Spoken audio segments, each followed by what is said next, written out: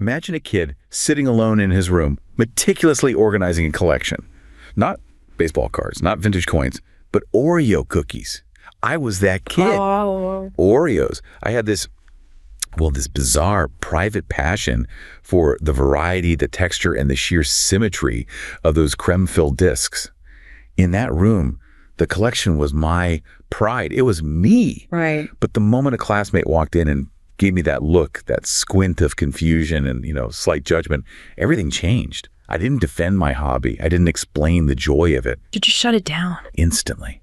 I felt a sudden, sharp need to tuck the boxes away. I started acting like the kid who didn't care about cookies. I performed a version of myself that was normal. It's a strange thing, isn't it? It is. How a single raised eyebrow from a 7-year-old can instantly rewrite your personality. We like to think of ourselves as this solid, unshakable block of granite, something we're born with and carry through life. But it's not. What if it's more like a river, constantly redirected and shaped by the rocks and debris of everyone we meet? Think about the last time you did something totally out of character, just because of who was in the room. Or that moment in preschool when you realized that taking was actually stealing, only because of the look on a teacher's face.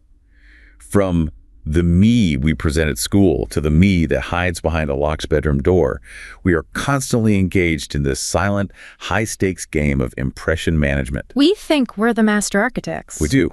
We believe we are the master architects of our own identity. Yeah. But if you look closely at the blueprints of who you are, you'll find the fingerprints of every person you've ever met, every institution that's graded you, and even the invisible power structures that decided your starting line before you were even born. We aren't just people, we're a process. We are a fluid process. And to understand how you became you, we have to look at the invisible building blocks, the interactions, the expectations, and the conflicts that are quietly assembling your life right now. That analogy of the self as a fluid process, always becoming and changing, it's the perfect way to look at identity. It just shatters the idea that the self is purely this internal psychological thing. Right. Instead, identity is overwhelmingly influenced by the social mechanisms and, the structured interactions we go through every single day. And that's our mission for this deep dive. To take all this complex material we've gathered and run a sort of 3-stage X-ray on identity. We want to show you exactly how those invisible social forces build and rebuild your sense of self. And we'll use 3 core sociological frameworks to do it. We're going to start hyper-local with the micro level of your daily interactions. How you present yourself in person and online. That's symbolic interactionism. Exactly. Then we're going to zoom out to the macro level structures, how institutions like schools and whole societal systems functionally shape who you are. That's functionalism.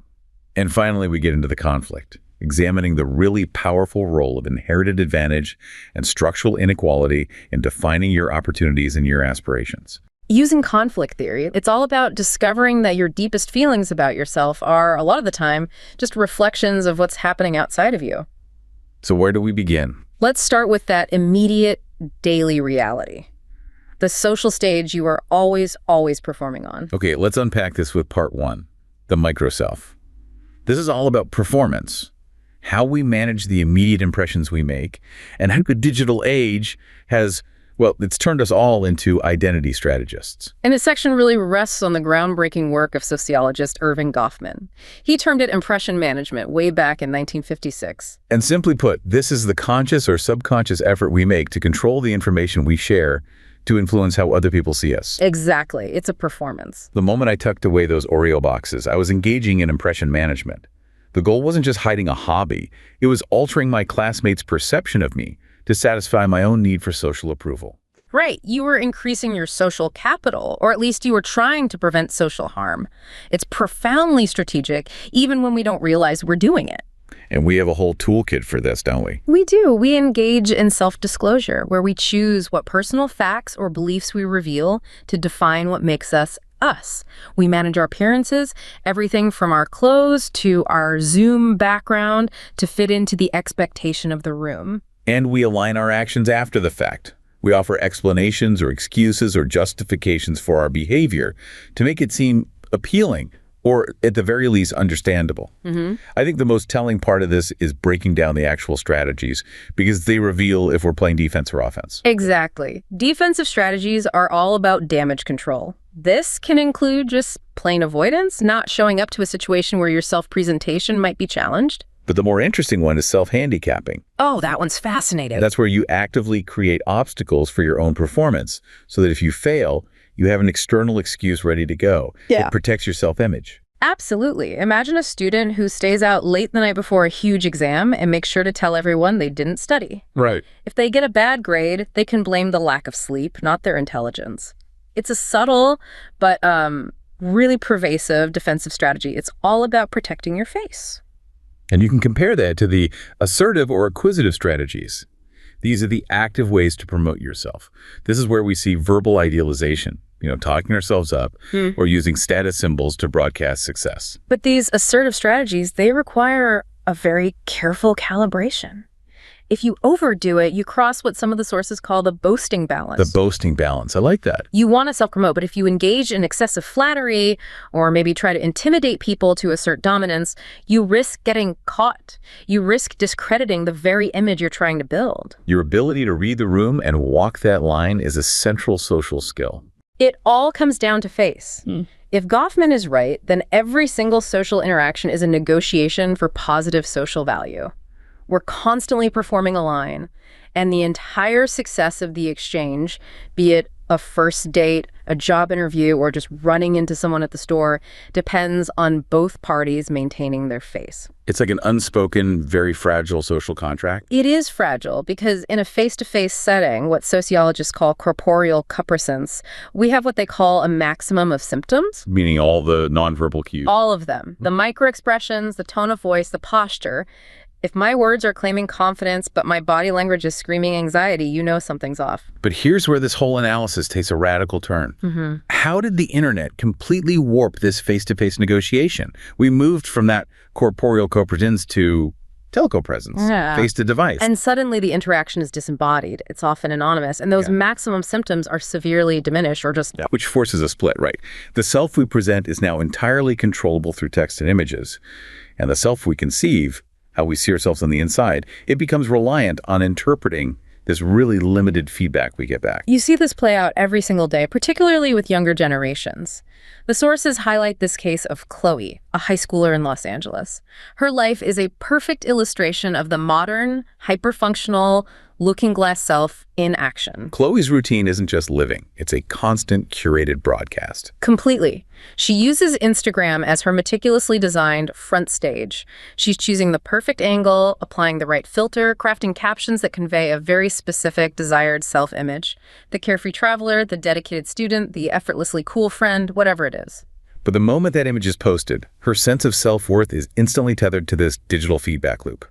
She mentions that a single like from a key person, a crush, or a popular classmate can provide immediate validation, a real boost to her sense of worth. And on the flip side, the lack of engagement, being ignored, getting fewer likes than she expected, it feels like a public failure, an emotional setback, or a literal erasure of the self she just presented. Her identity is, quite literally, being validated or invalidated by an algorithm and the scrolling thumbs of her audience. And since that digital self is often hidden beneath filters and text, the focus of the interaction shifts overwhelmingly inward to the psychological interior. That's one of the 4 characteristics of the digital self that sociologist Shanyang Zhao identified, right? It is. Since physical attributes are hidden or easily altered, what defines you online becomes your thoughts, emotions, and personality.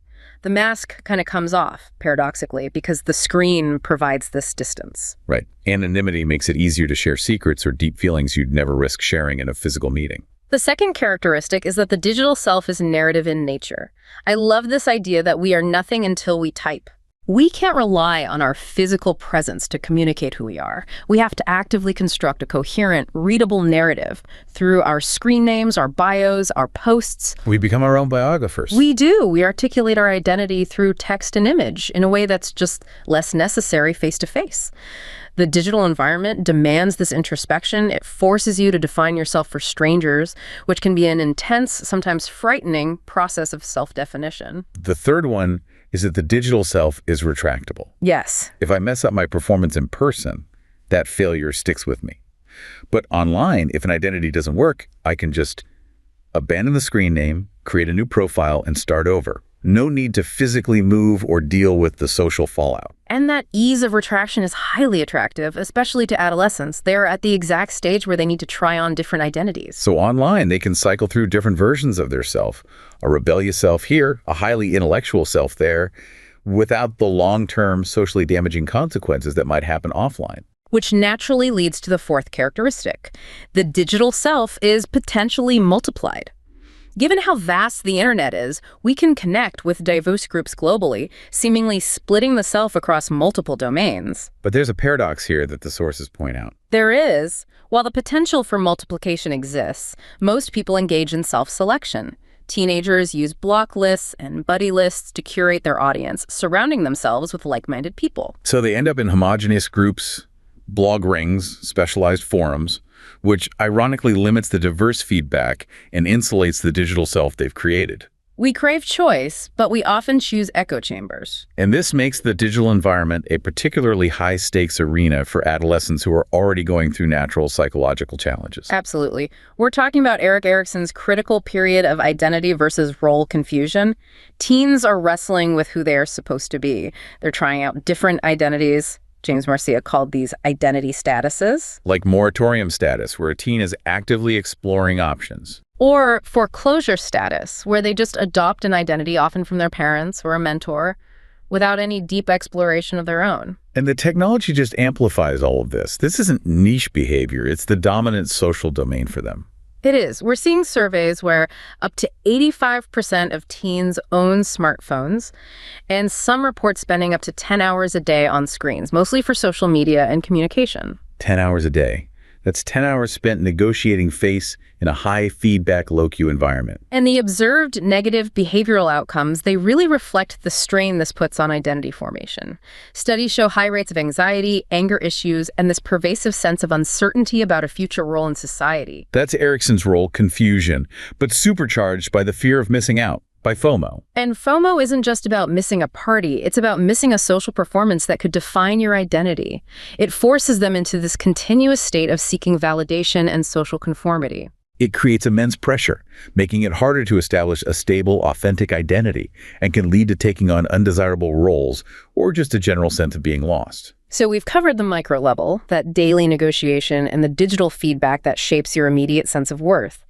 But we need to remember that Chloe is performing on a stage that was built long before she got there. That's the perfect segue. Now we need to look at the macro level forces.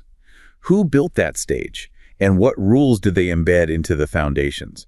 That takes us into part 2, the structural self using the lens of functionalism. Functionalism is, it's essentially viewing society as a giant, complex organism. A system. A system of interconnected parts institutions like family, school, government that all work together to maintain stability and social order. From this perspective, identity isn't just about personal choice, it's functionally molded by these institutions to ensure the individual fits and contributes harmoniously to the whole. And the school system is the biggest sculptor here, isn't it? It's often talked about as the great equalizer, but functionally, it's more like a factory for citizenship. Absolutely. Schools are agents of socialization that impose far more than just an academic curriculum. They teach the essential cultural norms required for a functioning industrial society. Discipline, punctuality, respect for hierarchy, a strong work ethic. The hidden curriculum. That's it. By rewarding homework completion and penalizing tardiness, schools functionally shape an identity that's capable of delaying instant gratification and accepting structure. You learn that your individual needs sometimes have to be subordinated to the collective schedule. You are essentially being trained to become a reliable gear in a larger clock. And you can see how deeply this is baked in when you start comparing cultures. The sources contrast Nordic educational policies with more individualistic cultures. In places like Scandinavia, policies are deliberately designed for the development of the whole person, prioritizing moral, emotional, and civic transformation alongside intellectual growth. So the functional goal there is a high-trust society. Yes, where citizens have an innate sense of responsibility toward the collective, the family, friends, society, the environment. And we see a powerful contrast to that in the story of Kenji, a Japanese exchange student. He moved from his rural Japanese hometown, a very high-trust society, to the UK. And his identity was just deeply tied to the collective responsibility that was instilled by his school's routines. He was raised with Soji. Soji, yeah. The daily ritual where students, not janitors, clean their own classrooms, hallways, and even the bathrooms. As Soji is not about saving money on janitors. Not at all. It's a ritualized, functional act that instills civic responsibility. For Kenji, a failure to clean or maintain order was a source of shame for the group.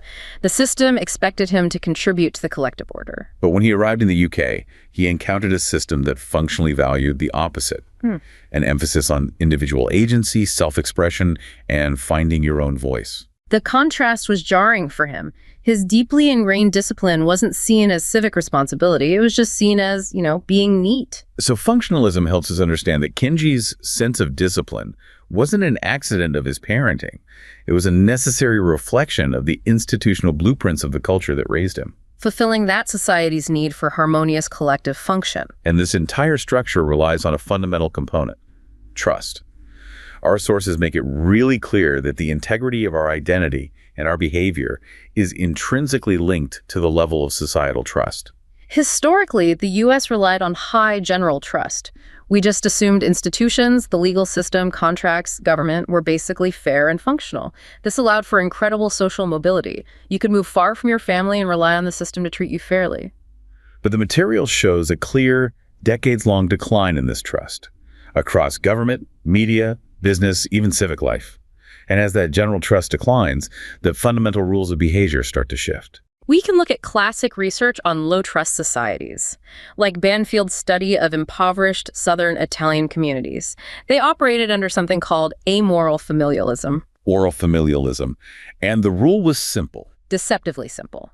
Maximize the material, short-run advantage of the nuclear family, assume all others will do likewise. So if everyone is only maximizing for their own immediate family, you can never get communal action off the ground. There are no public goods. Exactly.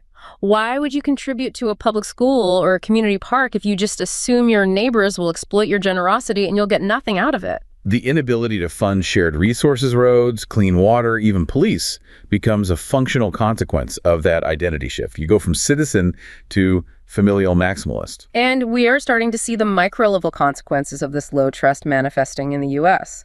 The perception of a dysfunctional Whig system encourages all kinds of antisocial behaviors. The examples are pretty stark. Fare evasion becomes widespread.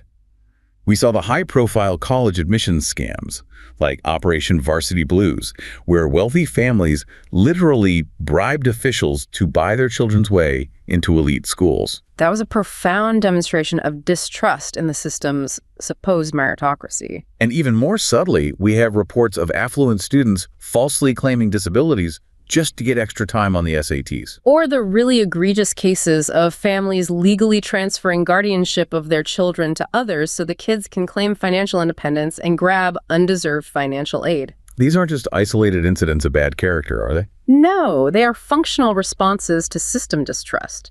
The parents view these institutions, particularly the ones governing expensive mandatory credentials, as little more than a racket designed to favor the powerful. So if the system is rigged, why should they play fair? Exactly. Their identity shifts to one where securing their family's success justifies unethical means. And this downward spiral has a profound consequence for the family structure itself.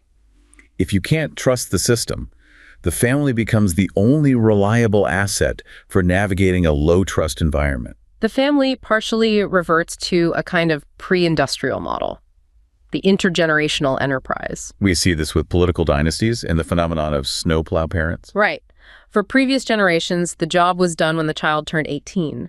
Today, parents make securing the best possible future for their children, often well into adulthood, their life's mission. This shift isn't motivated by some new kind of parental love. It's a defensive identity formation driven by distrust. The parents don't trust the educational system to grade fairly, they don't trust the job market to reward talent, or the government to support them, so they feel they have to actively clear the path for their children, no matter the cost. And this reliance extends to later life, too. It does. When institutional trust in long-term care or public pensions declines, the reliance on adult children for old age care becomes absolutely critical. This structural reality has profoundly negative consequences for individuals who choose to be childless as they age. They're forced to navigate a challenging world with a diminishing support system outside of non-functional public institutions.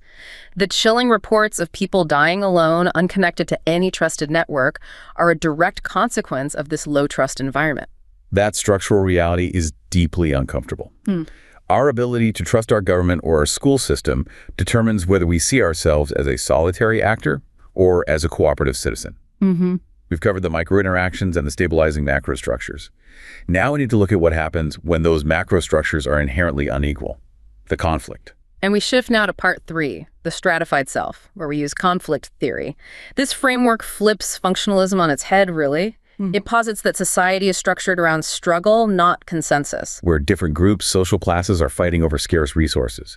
Not just material ones, but non-material ones too, like status, power, and opportunity. So stability is just a temporary truce between these conflicting classes.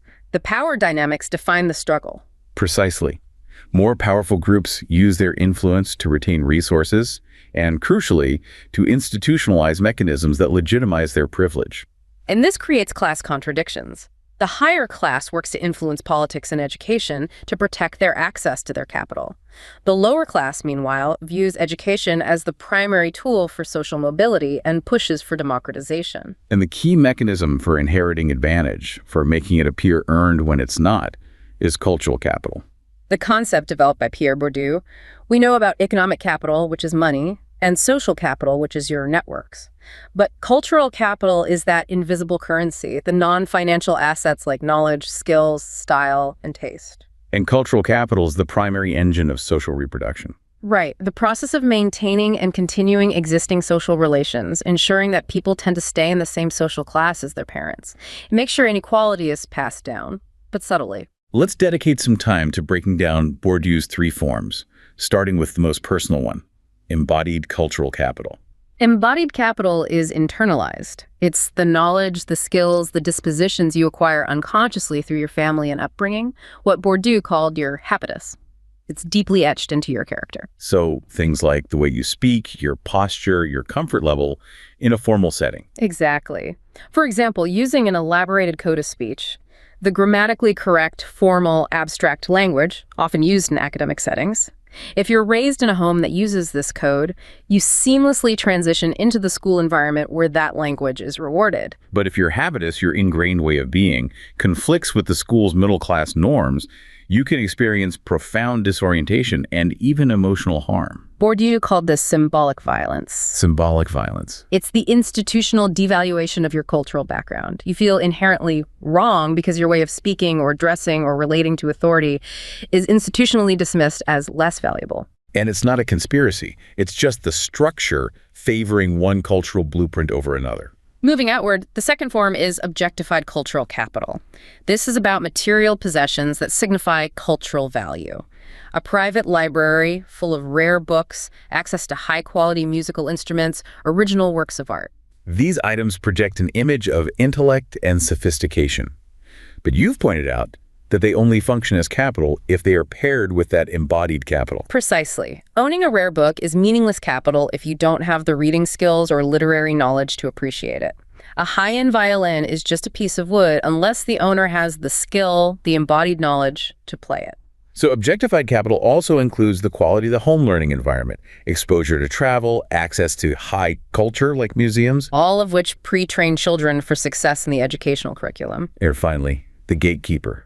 Institutionalized cultural capital. This is the official recognition of competence. Degrees, diplomas, certifications. Yes.